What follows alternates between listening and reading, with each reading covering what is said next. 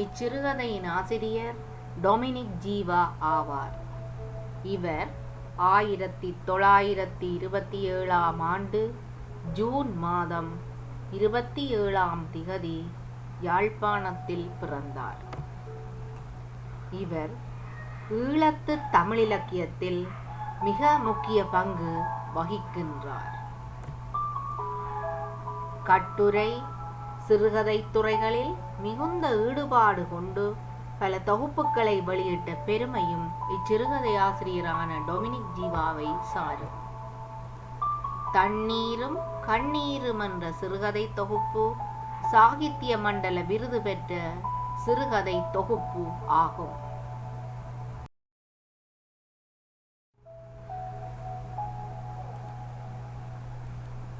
இச்சிறுகதையானது சின்னட்டி என்ற ரிக்ஷா வண்டி ஓட்டுபவனின் நேர்மைத்திறன், உழைப்பு என்பவற்றை அவரது வாடிக்கையான பயணி ஒருவர் மூலமாக கூறுவதாக அமைந்து செல்கின்றது. அதாவது, காணி பிரச்சனை ஒன்றை தீர்ப்பதற்காக கொழும்பிலிருந்து புகைரதத்தில் யாழ்ப்பாணம் வந்து வீடு செல்வதற்காக ரிக்ஷா வண்டியில் வாடகைக்கு அமர்த்தி செல்லும் வழக்கம் அக்காலத்தில் யாழ்ப்பாணத்தில் காணப்பட்டது. கொழும்பிலிருந்து வந்த முதல் நாளில் சின்னட்டி அறிமுகமாகி தற்போது வரை சின்னட்டியின் வாடிக்கையாளராக விளங்கும் பயணி சின்னட்டியுடன் முதல் நாள் அறிமுகமான சம்பவத்தை மீட்டி பார்ப்பதாக இச்சிறுகதையானது நகர்ந்து செல்கின்றது. சின்னட்டி முதல் நாள் அறிமுகமான போது மிகுந்த வறுமையில் ரிக்ஷா வண்டியின் வருமானத்தை மட்டுமே எதிர்பார்த்து குடும்பத்தை காப்பாற்றுபவனாக காணப்பட்டான்.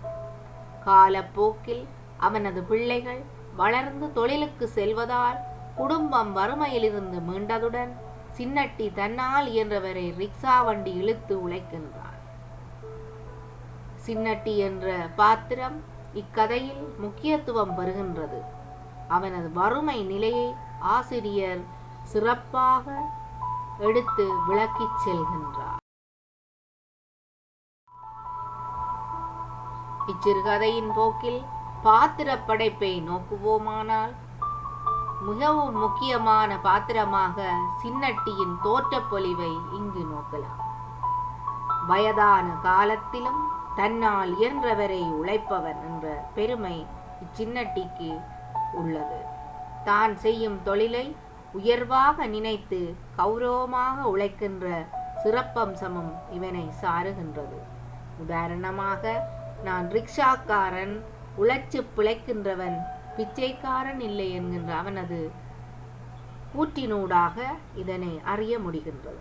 நடுவயதை தாண்டிய தோற்றமுடையவனாகவும் குடும்பச் சுமையாலும் வறுமையாலும் நசியுண்ட உடல் உதடு உலர்ந்து தோற்றம் அளிக்கின்றான். ரிக்ஷா இழுத்து ஊனிய முதுகுடன் காணப்படுகின்றான். இச்சிறுகதையில் வாடிக்கையாளரான பயணியின் மூலமாகவும் சின்னட்டியின் கூற்றுக்களூடாகவும் சின்னட்டியின் வறுமை நிலை முன்வைக்கப்படுகின்றது.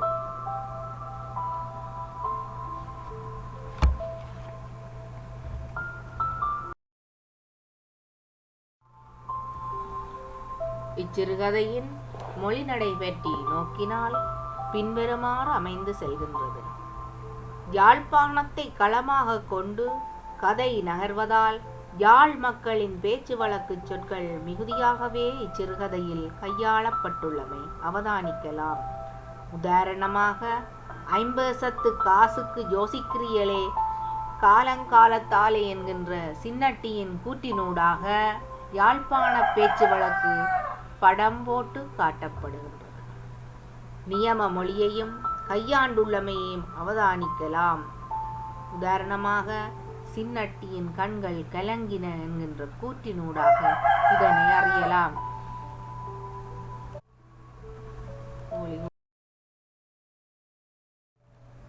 இச்சிறுகதையின் கதைக்களம் பற்றி பின்வருமாறு நோக்குவோம். நகரத்தின் நிழல் கதையானது யாழ்ப்பாண நகரையும் அதனை அண்மித்த சூழலையும் மையமாக கொண்டு அமைந்துள்ளமையினை அவதானிக்க முடிகின்றது.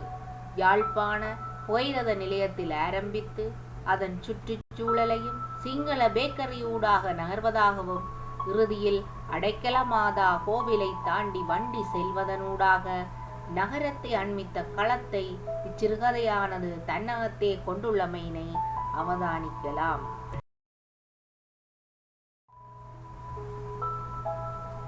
கதை கூறுவதற்கு சிறுகதை ஆசிரியர் கையாண்ட உத்திகளாக பின்வருவன அமைகின்றன.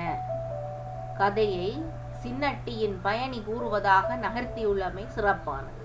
அதாவது ரிக்ஷா வண்டி ஓட்டுகின்ற சின்னட்டி தன்னுடைய ரிக்ஷா வண்டியில் பயணி ஒருவரை ஏற்றிச் செல்வதாகவும் அப்பயணியே சின்னட்டியின் கதையை கூறுவதாகவும் இச்சிறுகதை நகர்ந்துள்ளமை சிறப்பம்சமாகும்.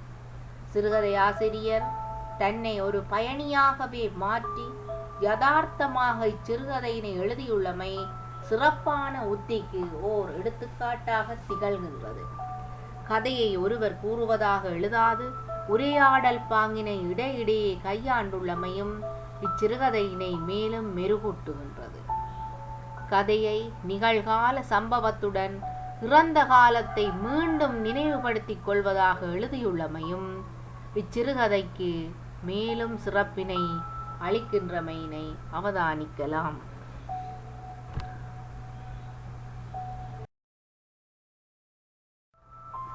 அடுத்து இப்பாடப்பரப்பிலே அமைந்து வருகின்ற வினாக்கள் சிலவற்றை இங்கு நோக்குவோம். மிகச்சரியான விடையின் கீழ் கோடிடுக. முதலாவது வினா, என் கருமித்தனம் தான் எனது தயக்கத்திற்கு காரணம். இங்கு கருமி என்பதன் ஒத்த பதம். இங்கு 4 விடை தெரிவுகள் தரப்பட்டுள்ளன. அவற்றுள் கருமி என்பதன் ஒத்த பதம் உலோபி என்பதாகும்.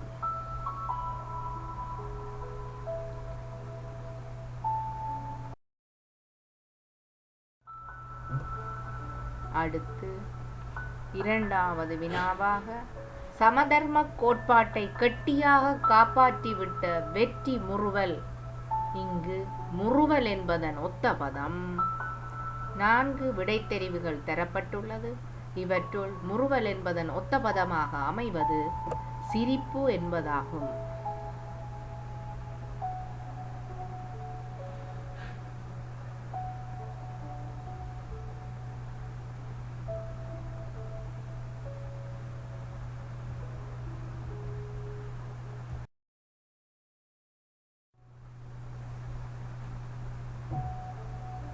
அடுத்து மூன்றாவது வினாவாக இஞ்சை என்பதன் எழுத்து வடிவம், அதாவது இங்கு இஞ்சை என்று குறிப்பிடப்பட்டுள்ளது பேச்சு வழக்கு சொல்லாகும்.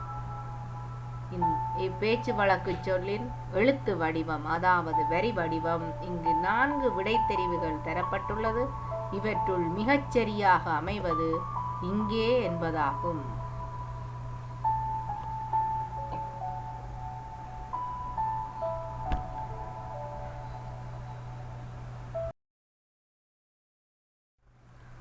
நான்காவது வினாவாக ரிக்ஷா வேகமாக என்னை தாண்டி நின்றது. இங்கு வேகமாக என்பதன் எதிர்ப்பதம். 4 விடைத்தெரிவுகள் தரப்பட்டுள்ளது. இதில் வேகமாக என்பதன் எதிர்ப்பதத்திற்கு மிகவும் பொருத்தமான விடையாக அமைவது மெதுவாக என்பதாகும்.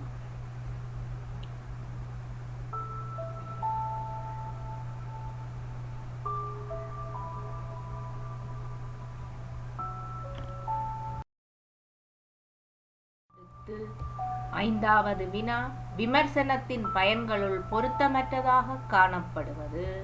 இங்கு 4 விடைத்தெரிவுகள் தரப்பட்டுள்ளன. இவற்றுள் விமர்சனத்தின் பயன்களுள் மிகவும் பொருத்தமற்றதாக காணப்படுவது குறை கூறுவதை விரும்பாதிருத்தல் ஆகும்.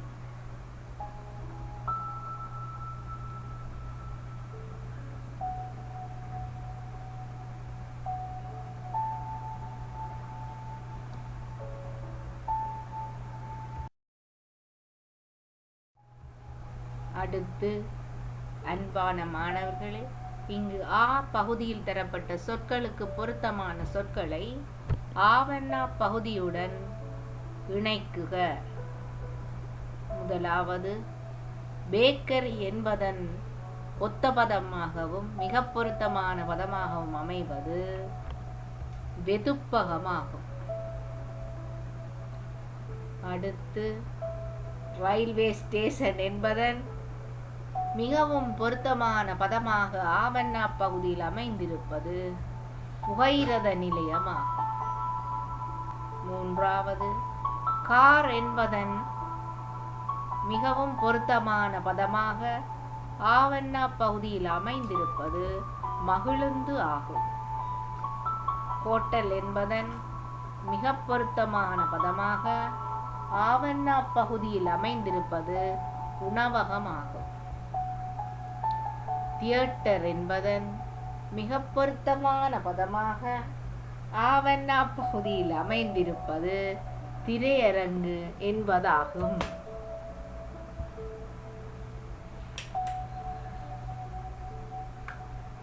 இவ்வினைத்தல் பகுதியினை மிகவும் அவதானத்துடன் ஆவண்ணா பகுதியில் உள்ளவற்றுடன், அதாவது ஆவண்ணா பகுதியில் உள்ள சரியானவை ஆனா பகுதியில் தரப்பட்டுள்ளது, அவற்றை இணைத்து பயிற்சி பெற்று பயன்பெறுங்கள்.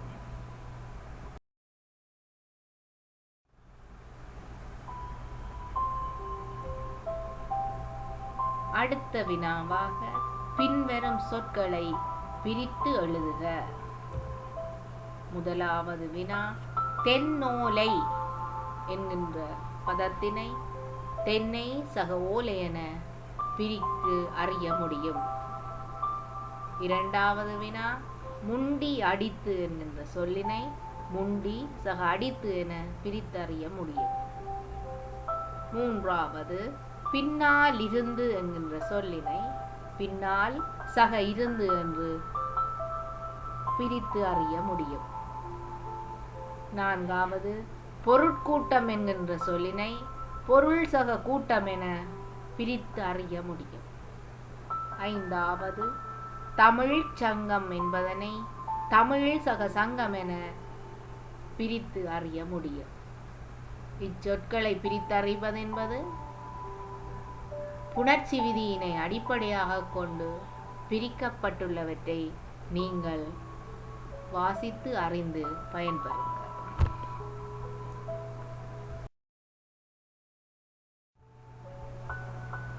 இனிய வணக்கம். நன்றி.